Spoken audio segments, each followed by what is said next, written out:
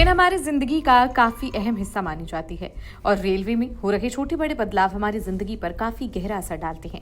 ऐसे में आइए जानते हैं कि रेलवे में तत्काल टिकट और रेलवे की किराए को लेकर क्या बदलाव किया गया है। देखा जाए तो जुलाई का महीना भारतीय रेलवे के यात्रियों के लिए कई बड़े बदलाव लेकर आ रहा है। इसमें किराया बढ़ने से लेकर तत्काल टिकट बुक करने के नियम तक शामिल है। आइए जानते हैं इन बदलावों की पूरी जानकारी आसान और साफ भाषा में। रेल किराए में बढ़ोतरी। भारतीय रेलवे ने 1 जुलाई से लंबी दूरी की मेल और एक्सप्रेस ट्रेनों के किराए में मामूली बढ़ोतरी का ऐलान किया है। नॉन एसी कैटेगरी की ट्रेनों में किराया 1 पैसा प्रति किलोमीटर बढ़ेगा, जबकि एसी कैटेगरी में 2 पैसा प्रति किलोमीटर की बढ़ोतरी होगी। रेलवे ने स्पष्ट किया है कि 500 किलोमीटर तक की यात्रा पर कोई असर नहीं पड़ेगा, यानी इतना सफर करने वाले यात्रियों को पुराना किराया ही देना होगा। लेकिन अगर कोई यात्री 500 किलोमीटर से अधिक की दूरी तय कर रहा है तो किराए में प्रति किलोमीटर 0.5 पैसे की अतिरिक्त बढ़ोतरी भी लागू होगी। इसे आप सीधे एक उदाहरण से समझ सकते हैं। दिल्ली से पटना की दूरी करीब 1000 किलोमीटर है।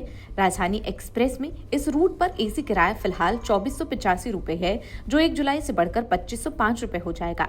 इसी तरह संपूर्ण क्रांति एक्सप्रेस में थर्ड एसी का किराया 1350 रुपए से बढ़कर 1370 रुपए और स्लीपर क्लास का किराया 510 रुपए से बढ़कर 520 रुपए हो जाएगा। तत्काल टिकट बुकिंग के नए नियम। रेलवे ने तत्काल टिकट बुकिंग में पारदर्शिता लाने के लिए आधार वेरिफिकेशन अनिवार्य कर दिया है।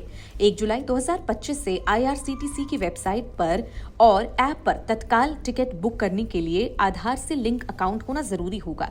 इसके साथ ही अधिकृत एजेंट अब तत्काल टिकट बुकिंग विंडो खुलते ही टिकट बुकिंग नहीं कर पाएंगे। एसी क्लास के लिए बुकिंग सुबह 10 बजे से शुरू होगी, लेकिन एजेंटों को 10:30 बजे तक इंतजार करना होगा।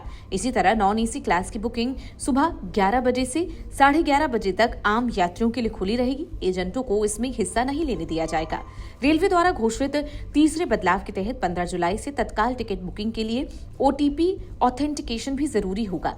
टिकट बुकिंग के दौरान यात्रियों को आधार से जुड़े मोबाइल नंबर पर ओटीपी भेजा जाएगा, जिसे दर्ज करने के बाद ही टिकट बुक किया जा सकेगा। हो सकता है कि ये नियम काउंटर बुकिंग पर भी लागू किया जाए। तो रेलवे द्वारा किए गए ये बड़े बदलाव हमारी जिंदगी पर असर जरूर डालेंगे। बताई गई जानकारियों और बदलाव को ध्यान में रखें ताकि आप लापरवाही से बच सकें और आपका जो सफर है वो अच्छा और बिल्कुल सेफ रहे। आपको ये जानकारी कैसी लगी कमेंट सेक्शन में हमें जरूर बताएं। बाकी की देश दुनिया की खबरों के लिए बने रहे जनसत्ता के साथ। नमस्कार।